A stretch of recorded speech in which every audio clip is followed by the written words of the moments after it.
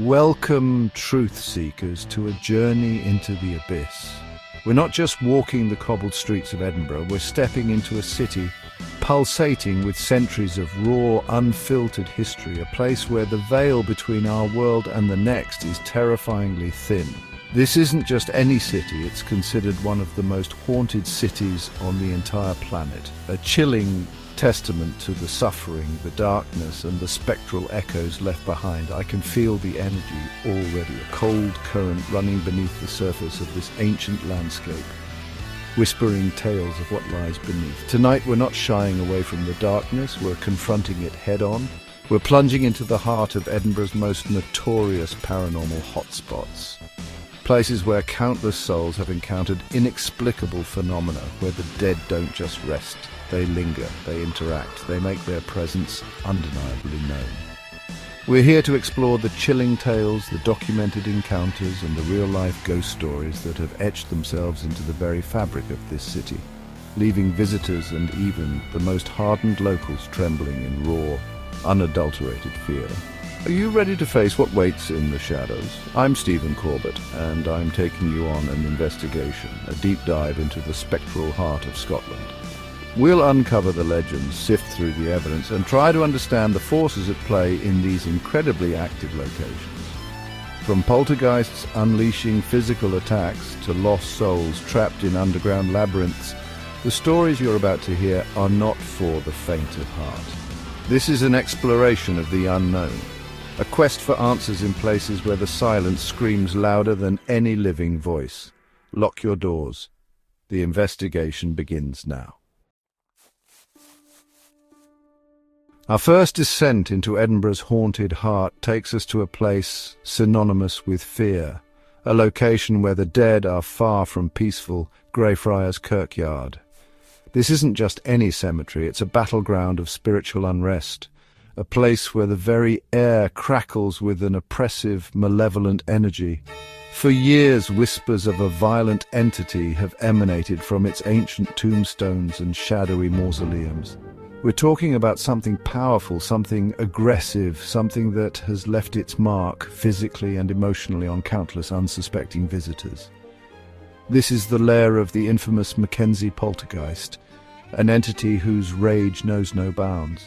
To understand the terror that grips Greyfriars, we must first confront the man, the monster behind the legend, Sir George Bloody Mackenzie. In the 17th century, this man was Lord Advocate, a figure of immense power and unimaginable cruelty. His name became stained with the blood of the Covenanters, Presbyterian dissenters whom he persecuted with a ruthless, unyielding ferocity. He wasn't just enforcing the law, he was reveling in suffering, earning his chilling moniker through acts of torture and mass imprisonment. His dark legacy is not just written in history books, it's etched into the very stones of this city, a permanent scar. Within the grounds of Greyfriars Kirkyard lies the Covenanters' prison, a section of land where Mackenzie incarcerated hundreds of these unfortunate souls. Imagine the conditions, exposed to the brutal Scottish elements, starved, beaten and left to die in unimaginable squalor. Over 1,200 men were herded into this open-air prison, and many never walked out. Their anguish, their pain, their desperate last breaths, all that raw human suffering soaked into the soil, creating a potent cocktail of negative energy. And it is near Mackenzie's own final resting place, his black mausoleum, that this energy seems to have coalesced into something truly terrifying. The activity attributed to the Mackenzie poltergeist is not subtle. It's violent, it's direct, it's undeniable. We're talking about people being physically assaulted, pushed, scratched, bitten, and even knocked unconscious. Visitors report sudden drops in temperature, unexplained bruises appearing on their bodies, and the overwhelming stench of sulfur or decay. The poltergeist's fury seemed to be truly unleashed in 1999, when a homeless man seeking shelter broke into Mackenzie's mausoleum. Something was disturbed, something ancient and angry, and since then, the documented attacks have skyrocketed with hundreds of recorded incidents. This isn't just folklore. It's a consistent pattern of aggressive paranormal phenomena. The sheer intensity of the manifestations led to an unprecedented attempt at spiritual intervention. In 2000, Minister Colin Grant, after witnessing the poltergeist's effects firsthand, decided to perform an exorcism within the Covenanters' prison. He described being surrounded by a whirlwind of leaves, strange noises, and an overwhelming sense of evil. He emerged shaken, admitting the entity was too powerful, too deeply entrenched. The exorcism failed. The Mackenzie poltergeist remains a testament to a dark past that refuses to stay buried, a chilling reminder that some spirits are beyond placation, their rage echoing through eternity. We now descend from the haunted grounds of Greyfriars into an even darker, more claustrophobic realm, the infamous Edinburgh vaults. These are not just cellars, they are a forgotten underworld, a network of stone chambers beneath the city's South Bridge, built in the late 18th century. Originally intended for storage and workshops for the businesses above, these vaults quickly succumbed to the city's grim realities. Dampness, lack of light and poor ventilation rendered them unsuitable for legitimate commerce, and they soon became the domain of the desperate, the destitute, and the depraved. Imagine the scene: a labyrinth of cold, dark, dripping stone arches, devoid of sunlight, filled with the city's outcasts. Body snatchers like the notorious Burke and Hare are rumoured to have stored corpses here before selling them for medical dissection. Illegal distilleries, gambling dens and brothels thrived in the oppressive darkness. The poorest of the poor sought refuge, living and dying in unimaginable squalor and misery. This subterranean world became a breeding ground for disease, crime and profound human suffering, the perfect catalyst for residual hauntings and intelligent entities. The very stones here seem to cry out with the pain of the past. The paranormal activity reported within these vaults is relentless and varied. Visitors and investigators alike speak of sudden, inexplicable temperature drops that chill you to the bone, even in the deepest, most insulated chambers.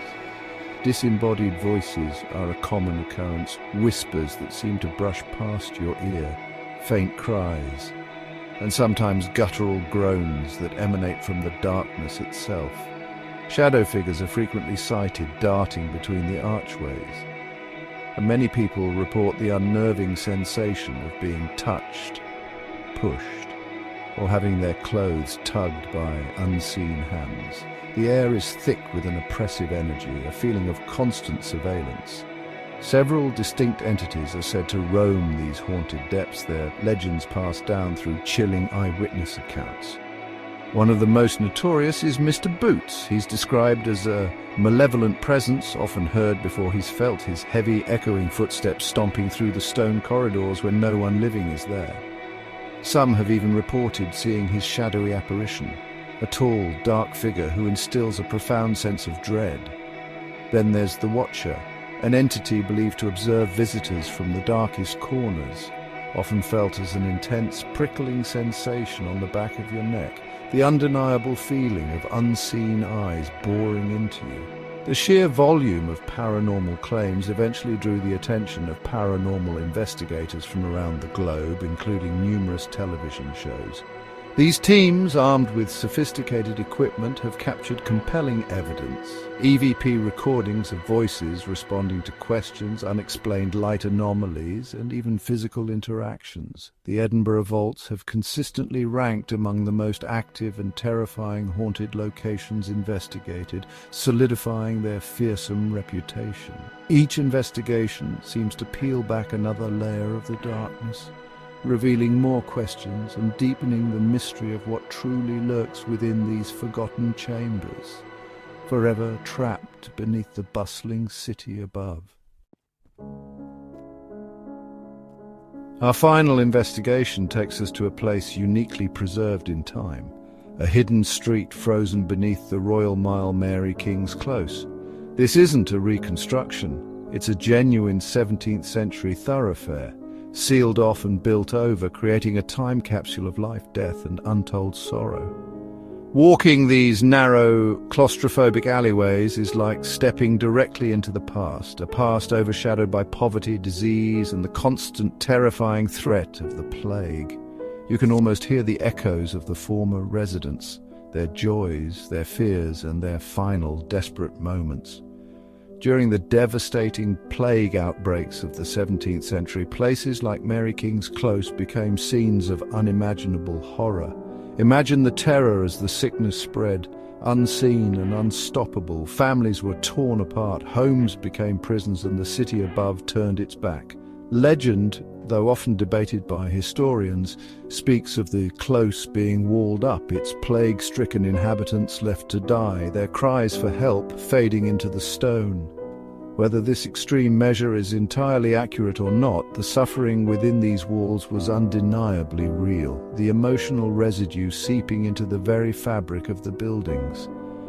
It is within this atmosphere of profound sadness and loss that we encounter one of Edinburgh's most poignant and well-known spirits, a little girl named Annie.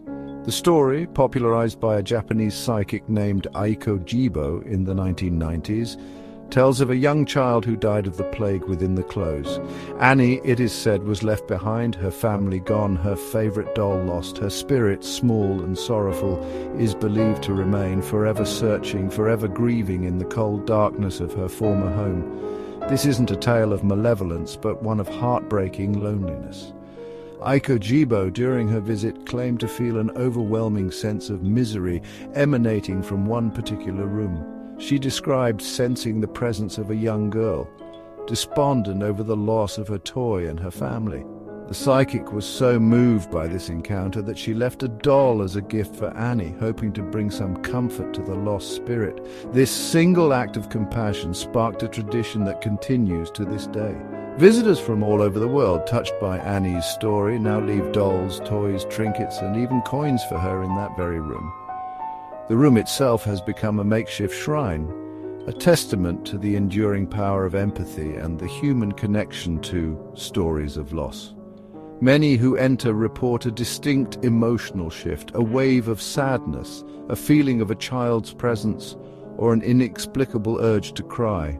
Some claim to have heard a little girl sigh or whisper. Whether you believe it's the spirit of Annie or the potent atmosphere of collective emotion, the experience is undeniably powerful. The toys pile up, a silent, colorful tribute to a life cut short, and a poignant reminder of the countless untold stories hidden within the haunted heart of Mary King's Close. We've walked through the shadows, confronted the legends, and felt the chilling embrace of Edinburgh's most haunted locations. From the violent rage of the Mackenzie Poltergeist in Greyfriars Kirkyard, a raw energy born of persecution and suffering, to the desperate whispers of lost souls in the subterranean Edinburgh vaults, and the heartbreaking sorrow of young Annie in Mary King's Close. The spectral tapestry of this city is rich and deeply unsettling. These aren't just stories, they are experiences reported by countless individuals, woven into the very identity of this ancient capital. Whether you believe in ghosts or not, it's impossible to deny the profound impact these tales have, the way they make the hairs on your arms stand on end, the way they force you to consider what might lie beyond our understanding. The sheer weight of history, the intense human emotion imprinted on these sites, creates an atmosphere that is undeniably palpable.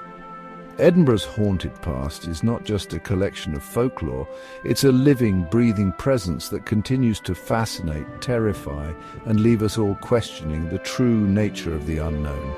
Our journey into Edinburgh's darkness may be ending for now, but the spirits remain, their stories echoing through the centuries. Stay tuned for more eerie tales and paranormal investigations as we continue to seek answers in the most haunted corners of the world. Until next time, keep your eyes open, trust your instincts, and always be ready for the unexpected. The truth is out there, often lurking where you least expect it. Good night and stay vigilant.